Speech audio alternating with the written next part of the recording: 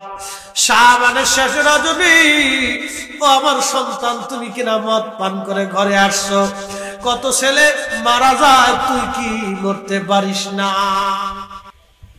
মা যখন এই কথা বলে ফেলছে, হুজুর বিশ্বাস করেন আমার শরীরে জিদ ধরে গেল, শয়তান আমারে পেয়ে বসলো। ঠিক ওই সময় আমি আমার মার শরীরে এই হাত দিয়ে ঘুষি মারতে লাগলাম।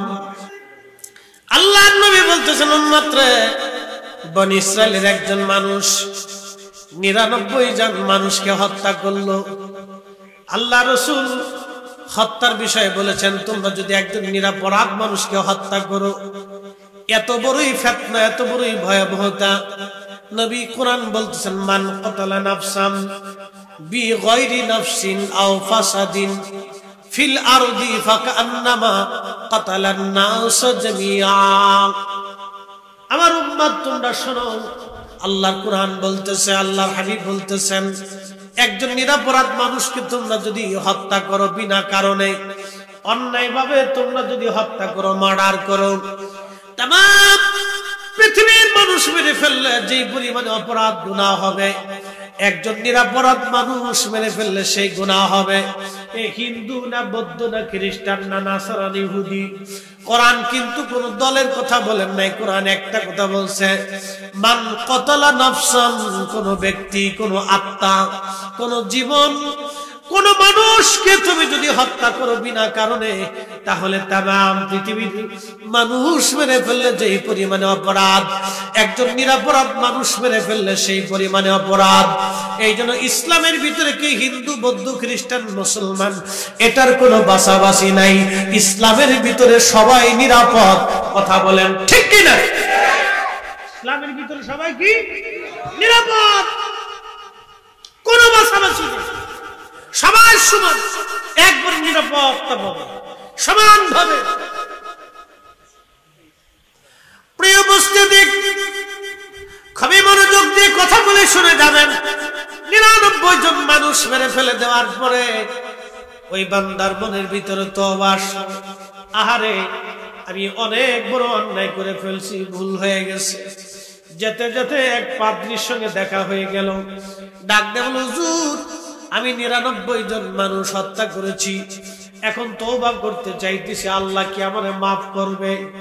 তখন ওই লোকটা ডাক দিয়ে বলতেছে, না রে বেটা, 99 জন মানুষ মেরে তুমি তওবা করতে চাও, আল্লাহ তোরে মাফ করবে না।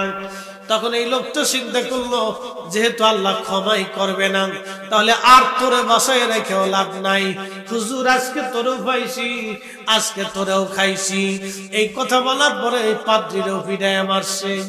ভুল ফতোয়া দিলে যা হবার তাই হইছে। কি কথা কর না কেন? ফতোয়া দিছে ভুল, ভুল ফতোয়া। আগেও এরকম ভুল ফতোয়া হইতো, হুজুর আল্লাহ কি মাফ করবে না? তোরে মাফ করতো না, যেহেতু মাফ করবে না, তাহলে আজকে তোরে সাইডে দিয়ে লাভ নাই, তোরেও খাইছি আজকে। ওটারও কায়দার মতো ফিডিয়ে মেরে ফেলছে।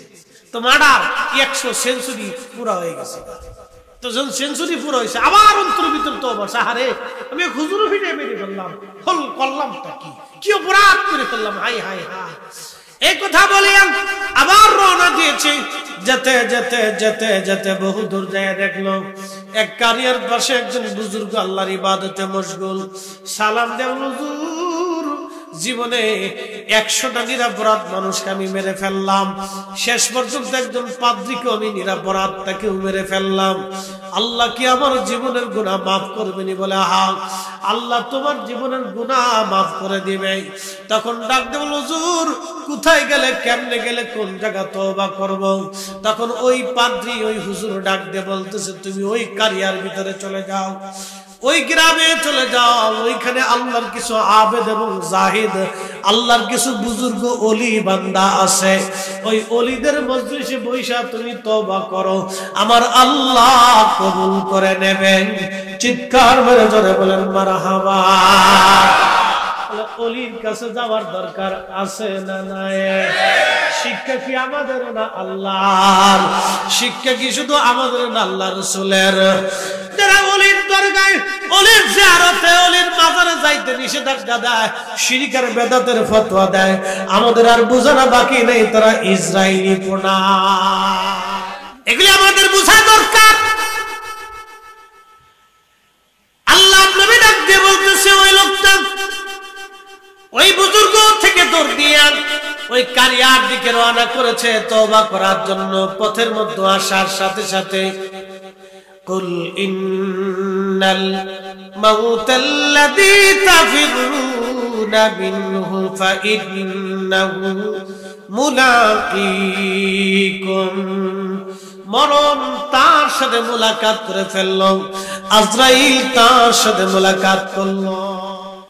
আজরাইল এসে গেল, মৃত্যুর ঠিকানা তার, মরণের সময় ঘনিয়ে গেছে, আর বাঁচার সুযোগ নাই। আজরাইল জান কবর শুরু হলো। বলেন সময় শেষ হয়ে গেলে এক সেকেন্ড কি দুনিয়াতে থাকার আর কোন রাস্তা আছে? ওয়ালা ইউআখিরুল্লাহু নাফসান ইযা জাআ আজালুহা।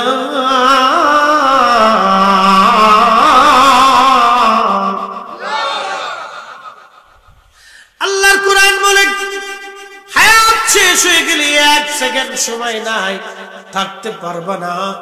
আর একবার চলে গেলে দুনিয়াতে আর আসতেও পারবা না। আল্লাহর নবী ডাক দিলেন, আজরাইল আসলো, তার জান কবজ করে নিয়ে চলে গেল। কিন্তু তার চেহারাটা ওই বুজুর্গ আল্লাহর ওলির বাড়ির দিকে ঘোরানো ছিল। ঠিক এমন সময় ফেরেশতারা আসছে দুই দল, একদল জান্নাতের আর একদল জাহান্নামের। জান্নাতি ফেরেশতারা বলল আমরা জান্নাতে নিয়ে যাব। লোকটা তওবা করার জন্য রওনা দিয়েছিল। জাহান্নামী ফেরেশতারা বলল না, তওবা করার জন্য রওনা দিয়েছিল কিন্তু যেতে পারে নাই, আমরা তাকে জাহান্নামে নিয়ে চলে যাব। দুই দল ফেরেশতা ঝগড়া বাঁধালো, বদানুবাদ তর্ক বিতর্ক শুরু করলো। দুই দলই দুই ধরনের তাদের নিজস্ব মতে যুক্তি দিল। সবাই বলে জান্নাতীরা বলে জান্নাতে নিয়ে যাব, জাহান্নামী ফেরেশতা বলে জাহান্নামে নিয়ে চলে যাব। আল্লাহ একজন ফেরেশতাকে তাদের মধ্যে ভেজাল মীমাংসার জন্য পাঠাই দিয়ে বললেন যাও তুমি মীমাংসা করে আসো। ফেরেশতা সে জিজ্ঞেস করলো ভাই ফেরেশতারা রে তোমরা কেন বদানুবাদ করো? বলে দেখো এই লোকটা তওবা করার জন্য রওনা দিয়েছিল কিন্তু যেতে পারে নাই, তার আগেই তার মৃত্যু হয়ে গেছে, সেই জন্য আমরা তাকে জাহান্নামে নিয়ে চলে যাব। জান্নাতীরা বলল না, সে তওবার উদ্দেশ্যে রওনা দিয়েছিল বটে, কিন্তু আমরা তাকে জান্নাতে নিয়ে চলে যাব। এই ফেরেশতা বলতেছে তাহলে ঝগড়ার প্রয়োজন নাই, তোমরা রাস্তা মাপ দিয়ে দেখো। সে যেখান থেকে ওই অলির বাড়ির দিকে রওনা করেছিল, এই মাঝখানের রাস্তা অর্ধেক রাস্তা যদি সে পার হয়ে যায় তাহলে তাকে জান্নাতে নিয়ে চলে যাও, আর যদি পিছনে পড়ে যায় তাহলে তাকে তুমি জাহান্নামে নিয়ে চলে যাও। ফেরেশতারা রাস্তা মাপ দিয়ে দেখলো সে অর্ধেক রাস্তার কিছু রাস্তা সে সামনে চলে গেছে। একবার জোরে বলা যাবে কি আল্লাহু আকবার। ফেরেশতারা বলতেছে আমরা জান্নাতে নিয়ে চলে যাব। আল্লাহু আকবার, আল্লাহর দয়া হয়ে গেল। আবার আরেক বর্ণনার ভিতরে আসছে ফেরেশতারা প্রথমে রাস্তা মাপ দিয়ে দেখে না পিছে পড়ে গেছে। আল্লাহ বলেন থামো ফেরেশতারা, মাপ হয় নাই, আবার মাপ দাও। ফেরেশতারা আবার মাপ দিয়ে দেখতেছে না, সামনের রাস্তায় চলে গেছে, পিছনের রাস্তা সংকুচিত হয়ে গেছে। ফেরেশতারা বলল রাব্বি ফেরেশতাদের মাপে তো ভুল হয় না, কিন্তু পিছনের রাস্তা সংকুচিত কেন হলো? ফেরেশতাদেরকে আল্লাহ বলেন ও আমার ফেরেশতারা রে, আমার বান্দা তওবা করতে পারে নাই, কিন্তু তওবা করার জন্য আমার ওলির বাড়ির দিকে রওনা দিয়েছিল, সেই জন্য আমি আল্লাহ তার তওবা কবুল করিয়া তার জীবনের গুনাহ আমি আল্লাহ মাফ করে দিলাম। ওলি আল্লাহর দরকার আছে না নাই? এত টাকা লাগবে, যাবনি যাবনি জিয়ারতে যাব, আল্লাহ কবুল করুক, বলেন আমিন।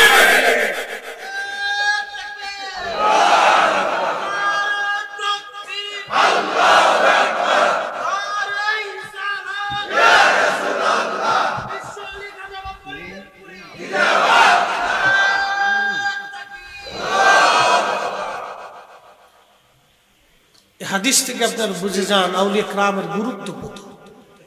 তাদের সম্মান আল্লাহ কি পরিমাণ দিয়েছে। জীবনে 100টা মার্ডার, এটা সার্টিফিকেটে অপরাধ। আপনি একজন মানুষকে কেউ যদি হত্যা করে তার চোখ থেকে আল্লাহ ঘুম কেড়ে নেয়। যারা মানুষ হত্যা করে তারা ঘুমাইতে পারে না, তাদের চোখ থেকে আল্লাহ ঘুম কেড়ে নেয়। যারা আপন ভাইকে হত্যা করে তাদের চোখ থেকে ঘুম কেড়ে নেয়। যারা মানুষের সম্পদ হরণ করে আল্লাহ তাদের চোখ থেকে ঘুম কেড়ে নেয়। এই জন্য দেখবেন 1000 কোটি টাকার মালিক ওরা কিন্তু ঘুমাইতে পারে না। তারা ওষুধ খেয়ে বোতল সার মুড়ি ধুয়ে ট্যাবলেট খেয়ে তারপরে ঘুমায়। এই কথা কর না, যা হাসা থাকে মিশে মিশে গোল বলার কিছু না। আল্লাহ চোখ থেকে কি নিয়ে যায়? ঘুম নিয়ে যায়। এই আনন্দটা, এই বিশ্রামটা আল্লাহ চোখ থেকে উঠাই নিয়ে যায়, ঘুমাইতে পারে, ঘুম আসে না।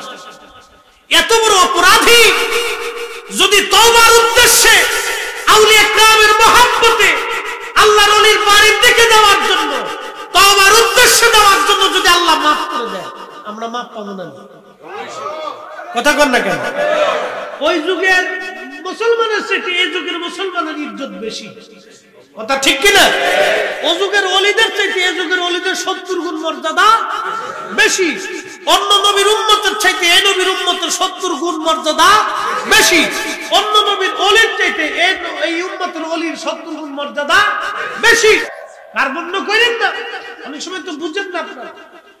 বেশি বেশি দেবেন, সিলেট যাবেন শাহজালাল যান, খাজা বাবা আজমিরের কাছে যাবেন যান, যত বেশি পারেন তত ওলিদের জিয়ারতে যাবেন। যেখানে যাবেন বেড়াইতে, যদি ওলির মাজার পড়তো সেখানে জিয়ারতে যাবেন, দোয়া করবেন, বসে থাকবেন, আল্লাহ জীবনের গুনাহ মাফ করবেন। আর একটু জোরে বলা যাবে না আল্লাহু আকবার? জিয়ারতের দরকার আসেনি? কথা কোন না কেন? আসেনি? যাবো না ইনশাআল্লাহ, আল্লাহ কবুল করুক বলে না আমি একটু দূরে শুয়ে পড়ে আল্লাহুম্মা সাল্লি আলা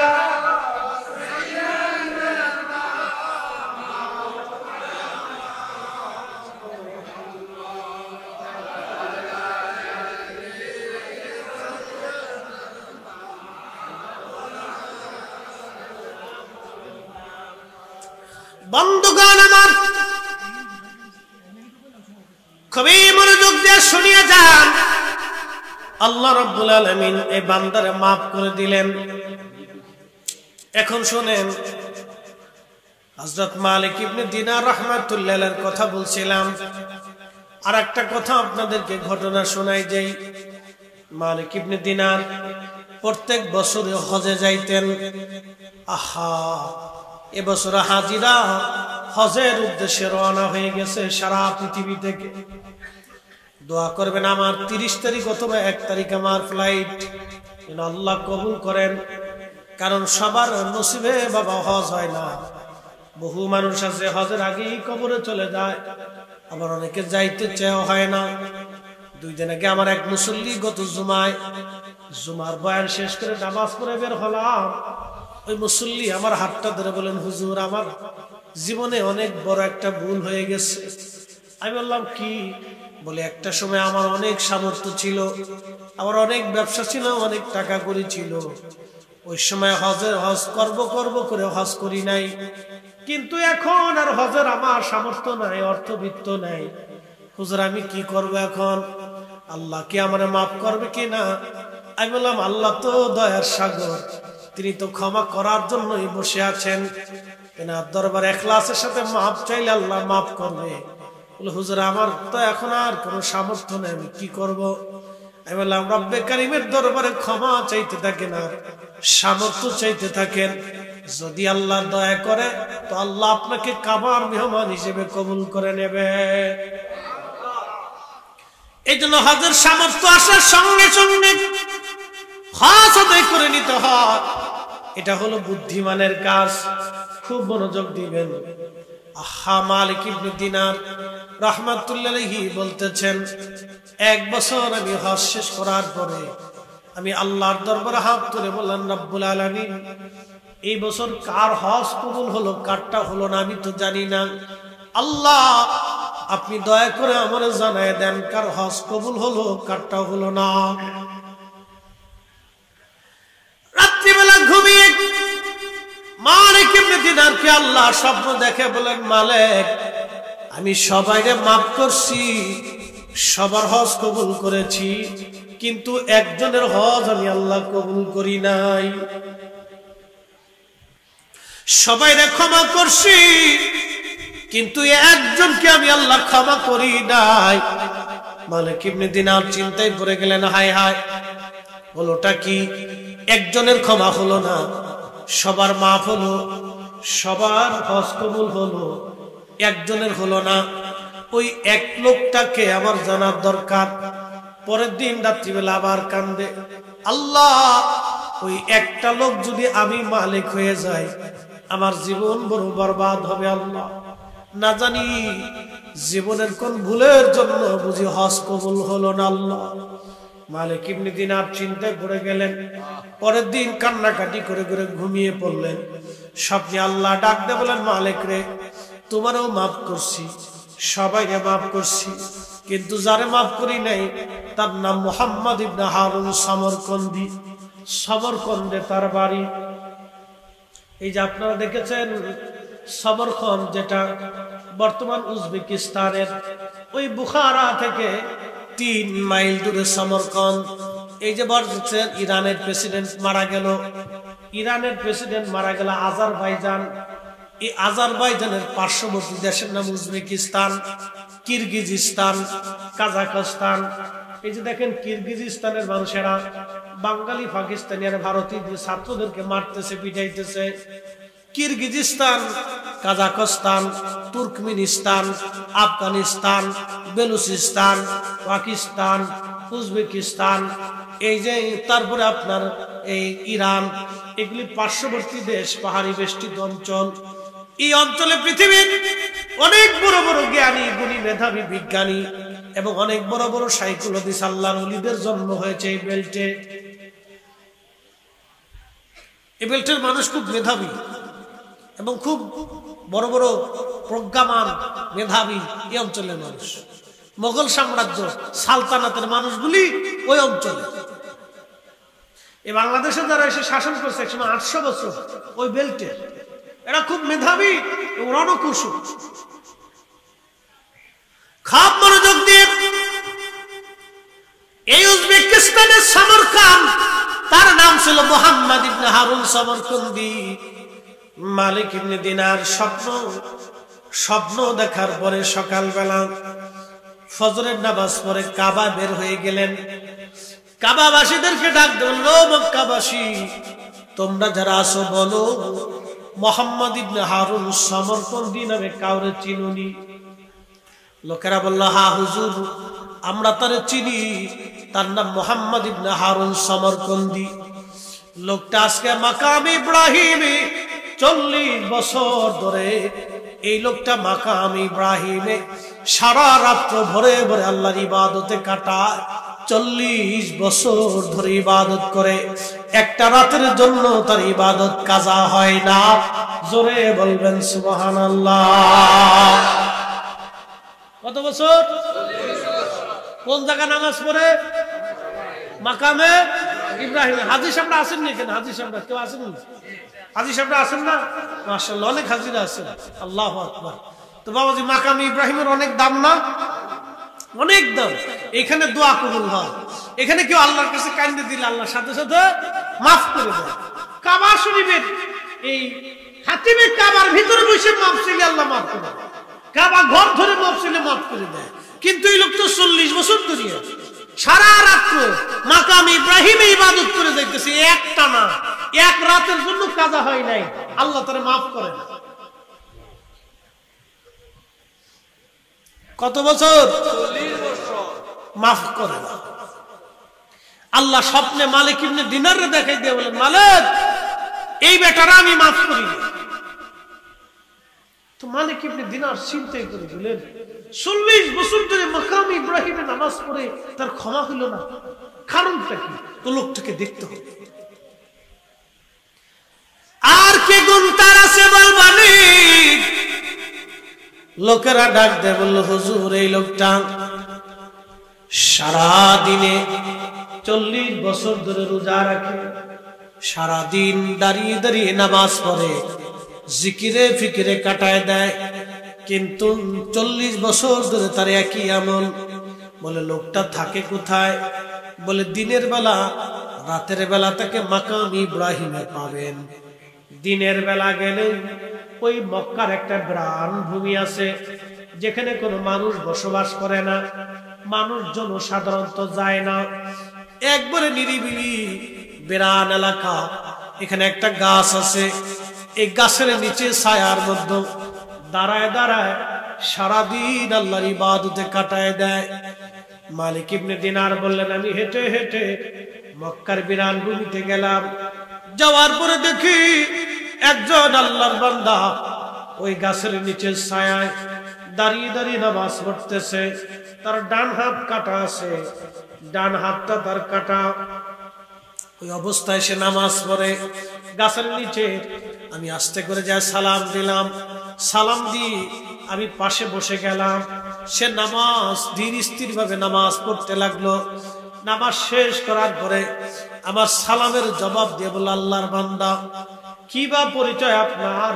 কি জন্য আপনি আমার কাছে আসছেন? এই বিরান ভূমিতে সাধারণত কেউ আমার কাছে আসে না, আপনি কেন এই বিরান ভূমিতে আপনি আমার কাছে আসছেন? তখন আমি ডাক দিয়ে বললাম, আল্লাহর বান্দা, তোমার নাম কি? মুহাম্মদ ইবনে হারুন সমরকন্দি। বলে, হ্যাঁ, আমার নাম মুহাম্মদ ইবনে হারুন সমরকন্দি। বলে, আপনার পরিচয় কি? বলে, আমার পরিচয় মালিক ইবনে দিনার আল ইরাকি আল বসরি। বলতেছে, হুজুর, আমি আপনারা চিনছি, আপনি ইরাকের জাহিদ, দুনিয়া বিরাগী আল্লাহর ওলি। জাহিদ, মুজাহাদা, মুশাহাদা, মুরাকাবা, বুঝে যান। ঘুমায়েন না, আমার দিকে তাকান। আজকে আমার হুজুর কেবলার একটা পরিচয় দিয়ে যাই। মানুষ তো খালি গালিগালাজ করে, বন্ড চন্ড কয়। আজকে একটা পরিচয় দিয়ে যাই। মুরাকাবা, মুশাহাদা, মুজাহাদা। দুনিয়াতে কেউ কুতুব হবে, কেউ আব্দাল হবে, কেউ জাহিদ হবে। জাহিদ কারা? যারা দুনিয়া বিরাগী। দুনিয়া বিরাগী বুঝছেন? দুনিয়াতে তাদের নামে কোনো সম্পদ নাই। আমার হুজুরের জীবনের কোন ব্যাংকের অ্যাকাউন্ট আপনি খুঁজে পাবেন না। তাই আসতে করলেন তো, জোরে বলেন না, সবাই 100 টাকা জমি উনার নামে পাবেন না। কথা কম, জোরে বলেন। বাপের ভিটাতে আছে? নাই। বাপের ভিটাতে উনার পরের দরবারে কথা কম না, আসেনি? বাপের ভিটাতে আছে, ওটা আগে উনার পীর মুর্শিদ আগে বিক্রি করেছে, করে আসুন।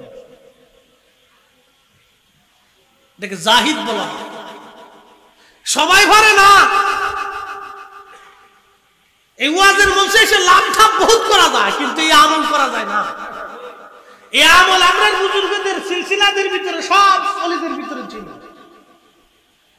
হযরত আবু বকরের ছিল, হযরত আবু বকর থেকে সালমান ফারসি পেয়েছিলেন, তিনার ছিল। হযরত বাইজিদ মুস্তামির ছিল, হযরত আবুল হাসান খেরখানের ছিল, আবু আলী ফাহামুদ্দিন তুশির ছিল, খাজা বাকি বিল্লার ছিল, খাজা বাহাউদ্দিন নকশবন্দি বুখারীর ছিল, মুজাদ্দিদ আল ফুসারির ছিল, শায়েখ আব্দুল্লাহ মুহাদ্দিস হযরত শেখ আব্দুল্লাহ বরেমদির ছিল, আদম বিন নূরের ছিল, শাহ আব্দুল আজিজের ছিল, শাহ আব্দুর রহিম মুহাদ্দিস দেলভির ছিল, নূর মোহাম্মদ নিজামপুরের ছিল, ফতে আলী রাসূলের নামার ছিল, শাহ সুবু আজিদ আলীর ছিল, খাজা বাবা এনায়েতপুরের ছিল, খাজা বাবা ফরিদপুরের ছিল। সব ওলিদের দুনিয়া বিরাগী ছিল। কথা বলেন ঠিক কিনা? নাম জাহিদ, জাহিদ, জাহিদ, মুজাহাদা, মুজাহাদা। 100 টাকা জমি নিজের নামে রাইখে যান নাই, দুনিয়ার ভেজাল কান্দে করে হাসরের মাঠে যান নাই। কথা কন, দুনিয়ার ঝামেলা কাঁধে করে হাসরের মাঠে যান নাই। এমন ছিল হযরতে সালমান ফারসি রাদিয়াল্লাহু আনহু। উনি ইন্তেকাল করার সময় উনার সিলসিলা, উনার থেকে কিন্তু আমাদের সিলসিলা, আবু বকর থেকে সালমান ফারসি রাদিয়াল্লাহু আনহু। একসাথে বলবেন না মারহাবা? আবু বকর সিদ্দিক থেকে সালমান ফারসি রাদিয়াল্লাহু আনহু। মনে রাখেন আমাদের সিলসিলা। আল্লাহর নবী থেকে আবু বকর, তিনিও দুনিয়া থেকে যাওয়ার আগে সব কিছুকে খাতিম করে গিয়েছিলেন। ওনার পরে সালমান ফার্সি রাদিয়াল্লাহু আনহু দুনিয়া থেকে যাওয়ার আগে খাতিম করে গিয়েছিলেন। একসাথে বলবেন আল্লাহু আকবার। সিলসিলা বোঝা লাগবে, খালি যাই খালি পান খান আর চা খেয়ে ঘুরে চলে আসবেন তা হবে কি দাদা? তা হবে না। নতুন যারা আছে শিখতে হবে, পুরাতনরা চলে যাচ্ছে, তাদের অনেক ত্যাগ আছে। নতুন যারা আছেন তারা বুঝে নেন, এগুলো আমাদের জানার দরকার। আবু বকর সিদ্দিক থেকে হযরত সালমান ফার্সি, নবীজি ছিলেন দুনিয়া থেকে যাওয়ার আগে সব খাতিম করেছেন। দুনিয়ার কোনো ভেজাল কাঁধে করে আল্লাহর দরজায় যান নাই, সব কিছু রাহে লিল্লাহ ফি সাবিলিল্লাহ। কুল ইন্না সালাতি ওয়া নুসুকি ওয়া মাহইয়ায়া ওয়া মামাতি লিল্লাহি রাব্বিল আলামিন। আল্লাহর জন্য সব কিছু ত্যাগ করে দিয়ে চলে গেছে। আমরা আয়াত পড়ি কিন্তু নিজেরা আমল করি না। এই কথা কন না কেন? আমার লাভ দেখে বেদাত শিরিক লাফায় লাফায় খালি গুদে কুন্ডি থেকে আমরা খালি লাফাইতে থাকি। এত লাফান কে?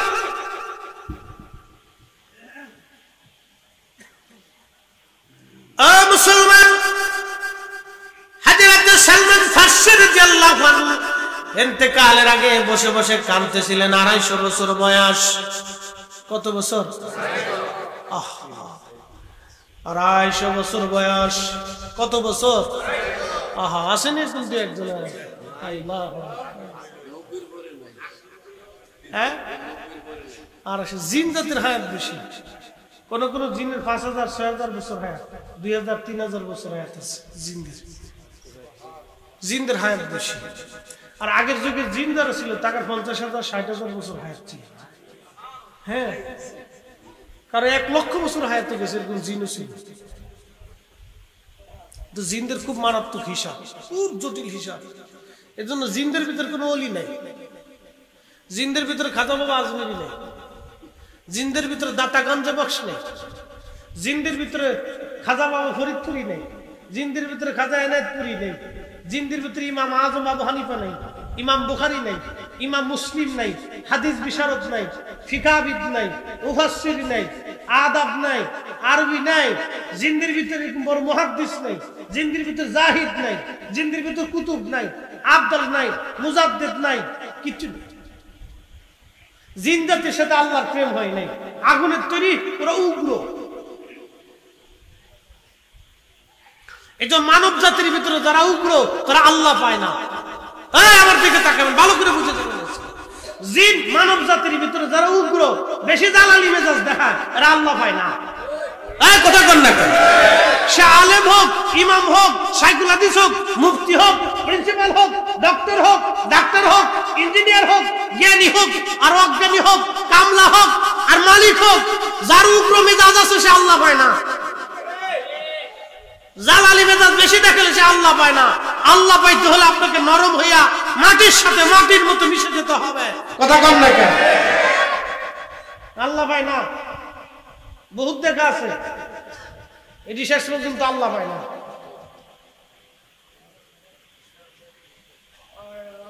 কথা বুঝতে অসুবিধা হইতেছে আপনাদের?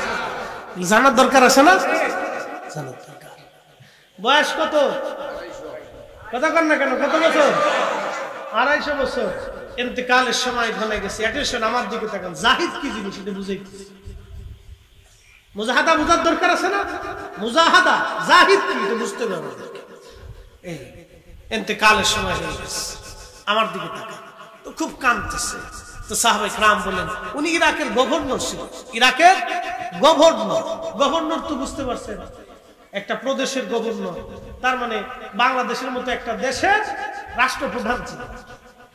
ইরাক তো বাংলাদেশের কয়টা সমান হবে? ইরাকে কেউ ছিলেন? বাংলাদেশের 10টা দেশের সমান হবে কমপক্ষে, তাই না? 10টা 15টা দেশের সমান হবে।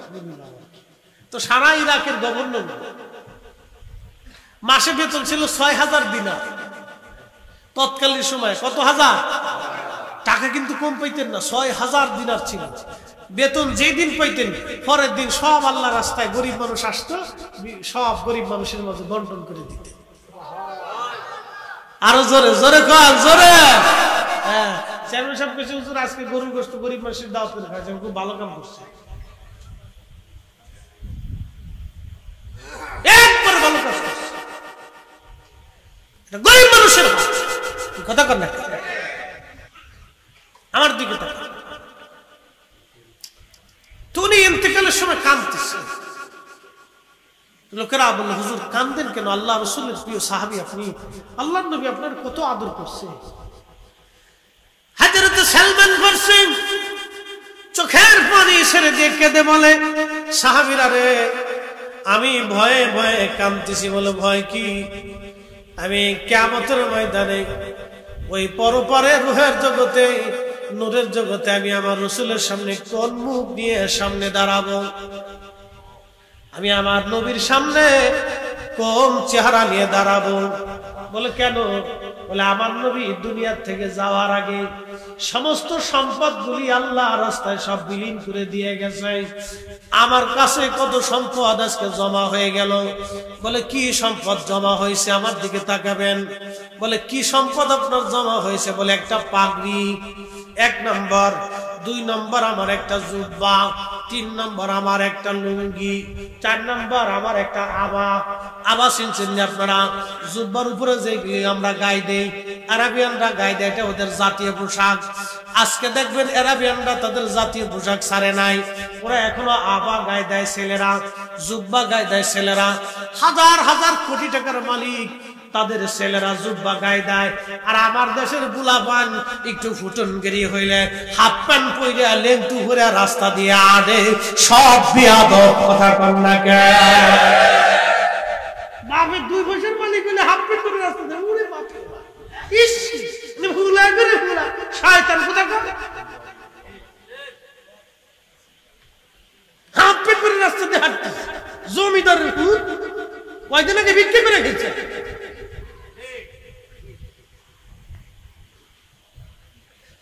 আমরা আমাদের ইতিহাস ঐতিহ্য ভুলে যাচ্ছি। সংস্কৃতিকে পর্যন্ত আমরা বিসর্জন দিলাম। আমাদের জাতীয় পোশাকের নাম লুঙ্গি। কথা কর না। মালয়েশিয়া কারা থাকেন দেখেন তো? মালয়েশিয়া হাত উঠছেন? মালয়েশিয়া যারা চাকরি করছেন না, ওদের জাতীয় পোশাক ছাড়িয়ে দিছে। হ্যাঁ, অথচ যা দেখেন ওদের ছেলে মেয়েরা বাপেরা কোটি কোটি টাকার মালিক। বাংলাদেশের 2-4 কোটি টাকার মালিক ওনারা কিনতে পারে। কি কথা কর না? বাংলাদেশের বসুন্ধরা গ্রুপ ওদের 2-4টা ওই মালয়েশিয়ান ধনীরা কিনতে পারে। তাদের ছেলেরা তাদের জাতীয় পোশাক পরে রাস্তা, আর আমার দেশে খালি ফুটেন কিনি। প্রিয় মুসলমান, আরাবিয়ানরা সবসময় জুব্বা গায়ে দেয়, ওদের ছোট ছোট বাচ্চারা পর্যন্ত জুব্বা গায়ে দেয়। খুব মনোযোগ দিয়ে কথা শুনেন। হযরতে সালমান ফারসি রাদিয়াল্লাহু আনহু গায়ের মধ্যে আবা, 4 নম্বরে আবা, 1 নম্বরে পাগড়ি, 2 নম্বর জুব্বা, 3 নম্বর লুঙ্গি, 4 নম্বরে আবা, 5 নম্বরে হাতের একটা কাঠের লাঠি, 6 নম্বর একটা কাঠের বাসন, 6-7 নম্বর একটা কাঠের পানির পেয়ালা। কত হাজার কোটি টাকার মাল হবে? কয়শো কোটি টাকার মাল বলে কাঁদতেছে। হুজুর এই সামান্য পরিমাণ জমা হয়েছে, তার জন্য আপনি কাঁদতেছেন? বলে আমার নবী দুনিয়ার থেকে সব আল্লাহ রাস্তায় দান করে দিয়ে গেল, আর এই সম্পদগুলি নিয়ে যদি আমি কবরে যাই, আমি আমার নবীর সামনে কোন মুখ নিয়ে দাঁড়াবো? এটার নাম সালমান ফারসি, আশিকে রাসূল। একবার জোরে বলা যাবে কি মারহাবা? এর নাম জাহিদ, দুনিয়া বিরাগী। হযরত সালমান ফারসি কেঁদে দিয়ে বলল, সাহাবীরা রে, আমার ইন্তেকালের পরে আমার একটা ওসিয়ত তোমরা মানবে। আমার কাফনের কাপড় বাদ দিয়ে যা কিছু থাকবে সব তোমরা আল্লাহ রাস্তায় যেন দান করে দিবা। কোনো কিছু নিয়ে আমি আল্লাহর আদালতে দাঁড়াইতে চাই না। চিৎকার মেরে জোরে বলেন মারহাবা।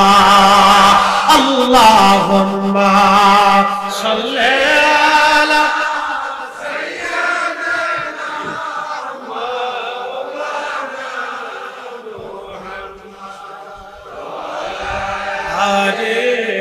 সাইয়্যিদানা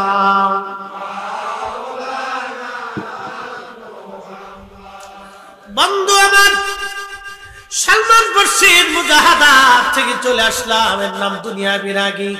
আমার বীর মুর্শিদ যখন জমিদার ছিলেন সব বিক্রি করাইয়া দাদা হুজুর তারে একবারে নিঃসম্বল বানাইছিলেন। আর আমার বীর যাওয়ার সময় সব রাহে লিল্লাহ আল্লাহ নামে ওয়াকফ করে দিয়ে গেছেন।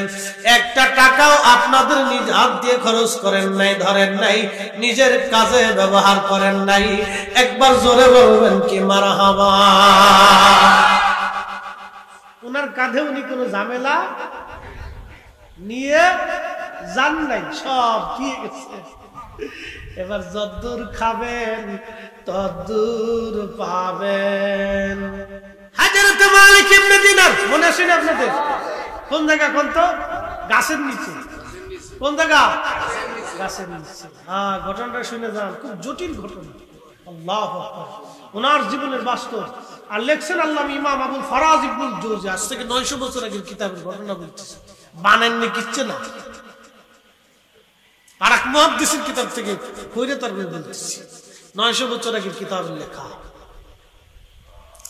হযরত মালিক ইবনে দিনার বলেন, গাছের নিচে জিজ্ঞেস করলাম আপনি কে? বলে আমার নাম মুহাম্মদ ইবনে হারুন সামরকন্দি।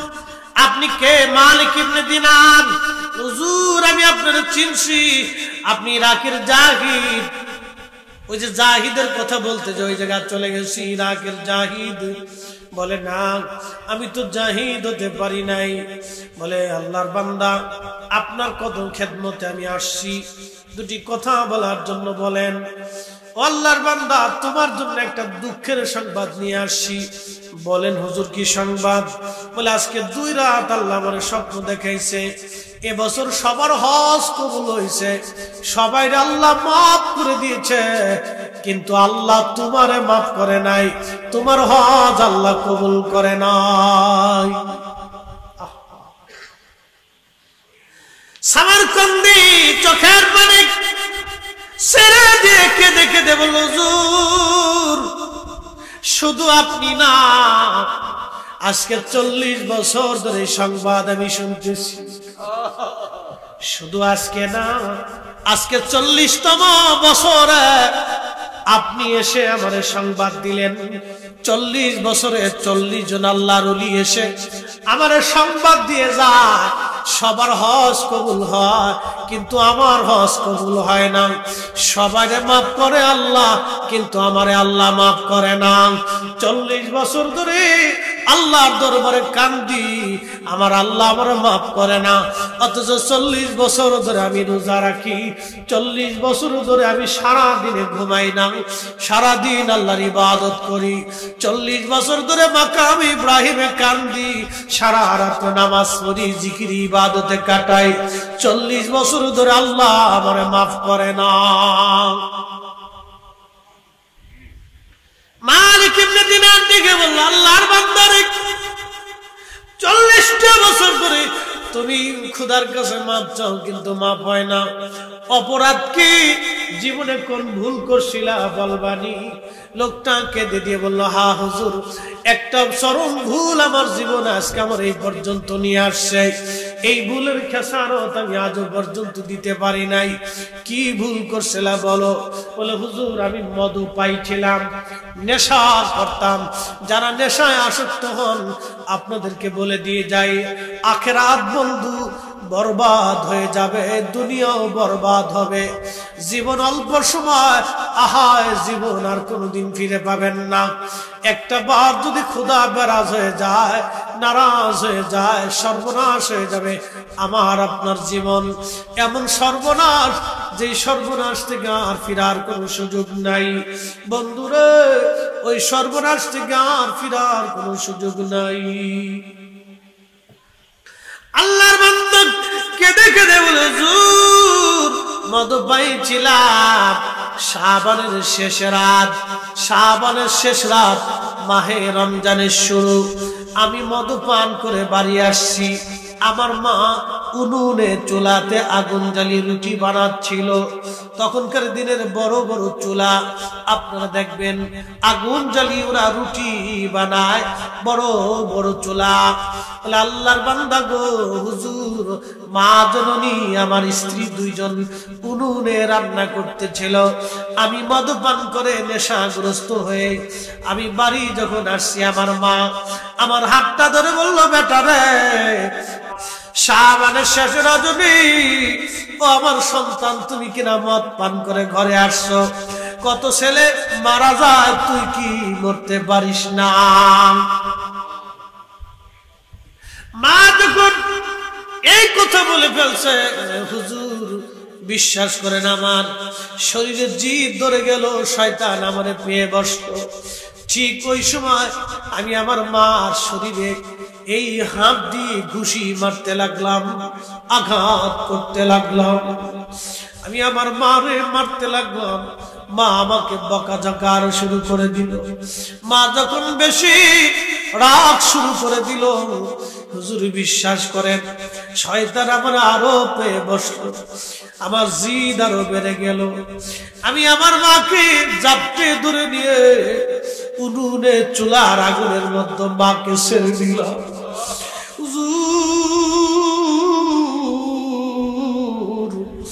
আগুনের মধ্যে মারে আমি ফেলে দিলাম।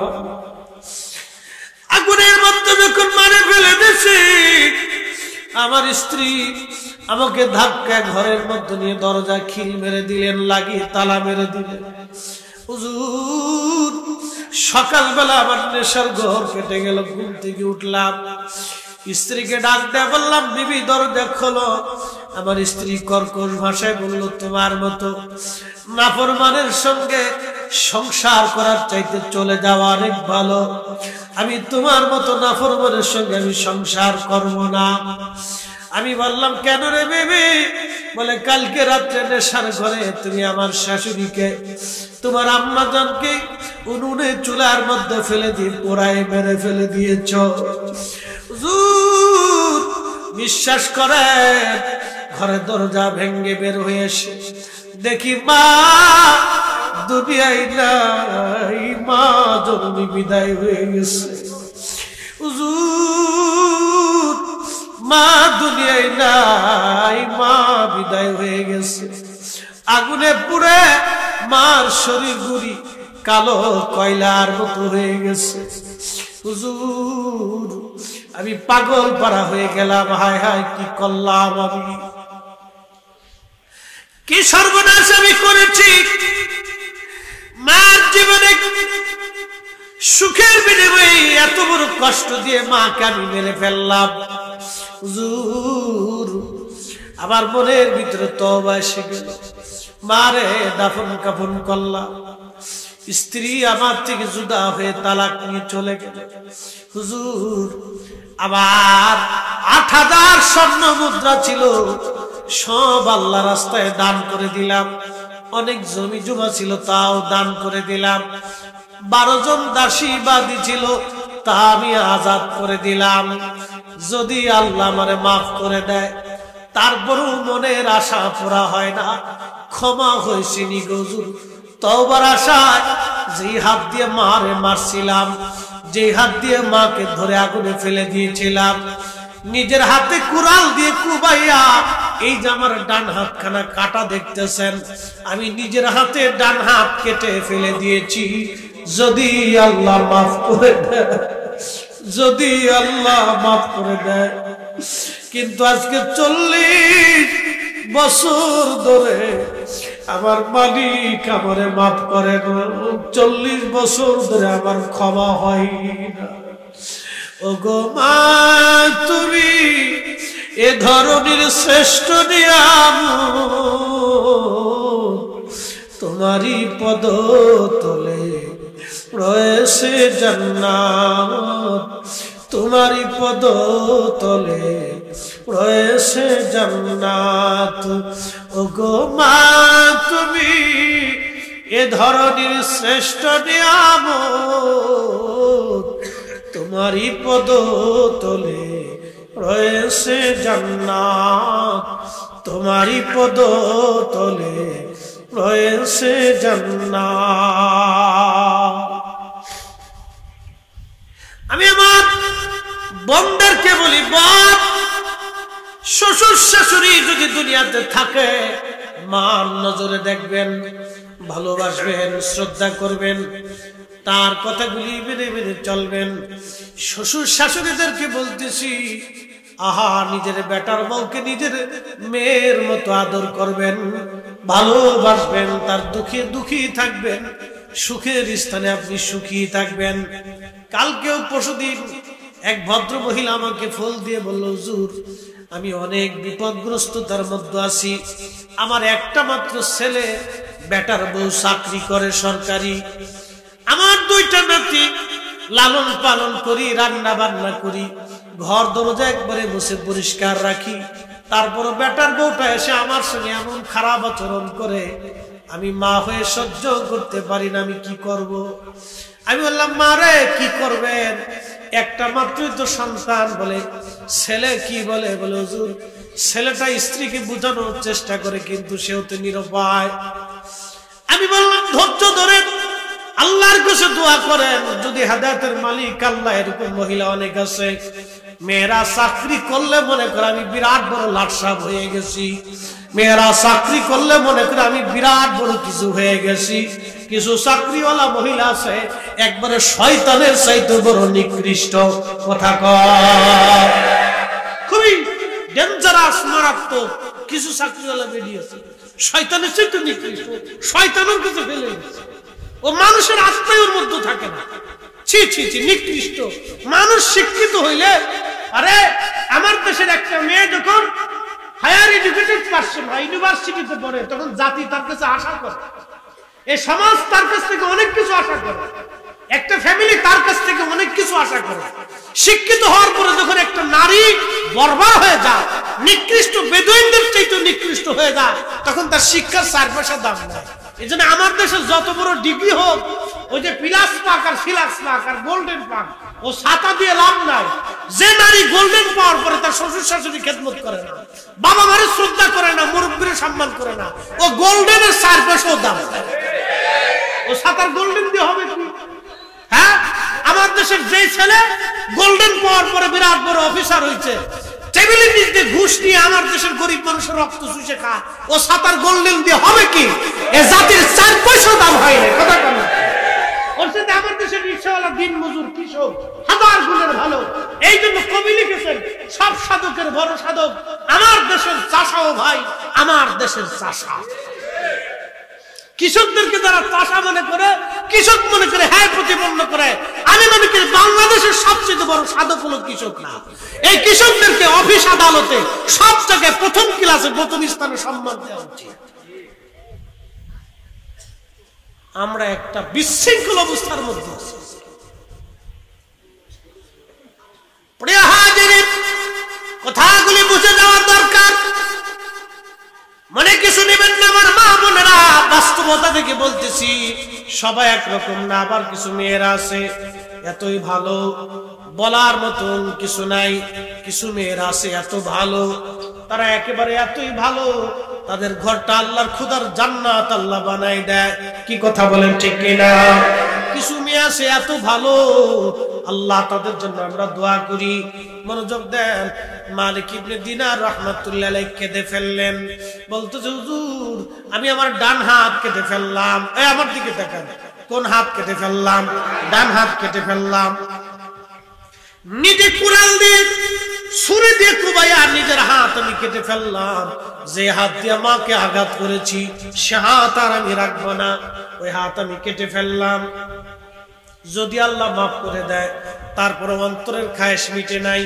সুদূর উজবেকিস্তানের সমরকন্দ থেকে পায়ে হেঁটে হেঁটে হেঁটে হেঁটে দুর্গম আর পাহাড়ি রাস্তা পাড়ি দিয়ে আমি মক্কাতুল মুকাররমা এসে মাকামে ইব্রাহিমে ৪৮ বছর ধরে নামাজ পড়ি। 40 বছর ধরে রোজা রাখি, যদি আল্লাহ মাফ করে দেয়। কিন্তু 40 বছরে 40 জন ওলি এসে আমার সংবাদ দিয়ে গেল আমার ক্ষমা হয় না। আজকে 40 বছরে আপনিও আসলেন, আমার ক্ষমা হয় না। হুজুর আমি এখন কি করব? মালিক ইবনে দিনার কেঁদে দিয়ে বলেন, আল্লাহর বান্দা, সারা দুনিয়া আগুন লাগাইয়া ওই আগুন থেকে পালানোর চেষ্টা করো, কোথায় পালাবা বলো? কে তোমারে মাফ করবে? এমন অপরাধ করছো, আমার মওলা মালিক তোরে মাফ করবে না। এই কথা বলে মালিক ইবনে দিনার রাহিমাহুল্লাহ রওনা হলেন।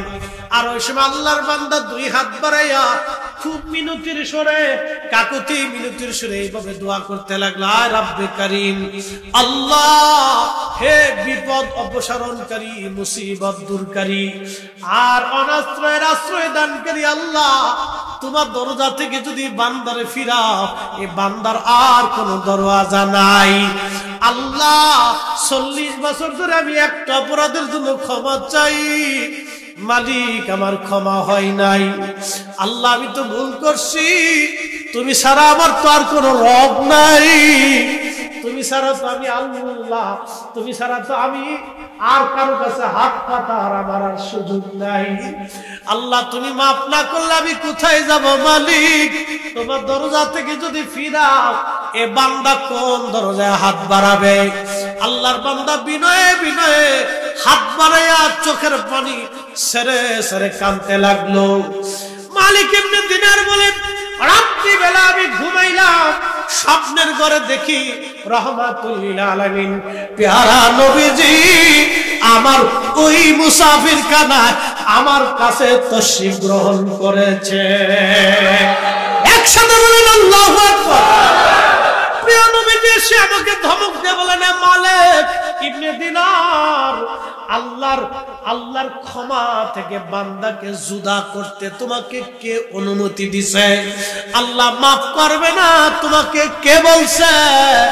যা মালিক ইবনে দিনার সমরকুন্দিরে যায় বলো, আল্লাহ তার জীবনের গুনাহ মাফ করে দিছে। না না, আরো জোরে বলেন, আরো জোরে, আরো জোরে বলেন। মালিক দোয়া হবে না চলবে? না না, জোরে বলেন, দোয়া কি হবে না চলবে? দোয়া কি হবে না চলবে? দোয়া কি হবে না চলবে? ফাতিহা চলবে না বন্ধ হবে? কুরআন খতম চলবে না বন্ধ হবে? মিলাদ মাহফিল চলবে না বন্ধ হবে? ঘরে ঘরে চলবে? হাত উঁচু করে বলেন ঠিক কিনা? যারা বন্ধ করতে চায় এগুলি সব ইহুদিদের দালাল। এই কথা কর, পেপসি কোকা কোলা, কথা কন, পেপসি পেপসি কোকা কোলা ইহুদির প্রোডাক্ট, ওটা আমরা মানবো, খাবো, শোবো, বিক্রি, ক্লিয়ার। আর ইহুদি মৌলবি যেটি আছে এটা মানবো। দোয়া কি চলবে? হ্যাঁ না, একসাথে বলো, চলবে, চলবে। কোন সময় দোয়া কবুল হবে জানা যাবে? 40 বছরে মাফ হয় না, কিন্তু এই সময় আল্লাহর দরবারে এমন মিনতি দিয়ে আল্লাহর কাছে মাফ চাইছে, আল্লাহর কাছে দয়া লেগে গেছে। আল্লাহু আকবার।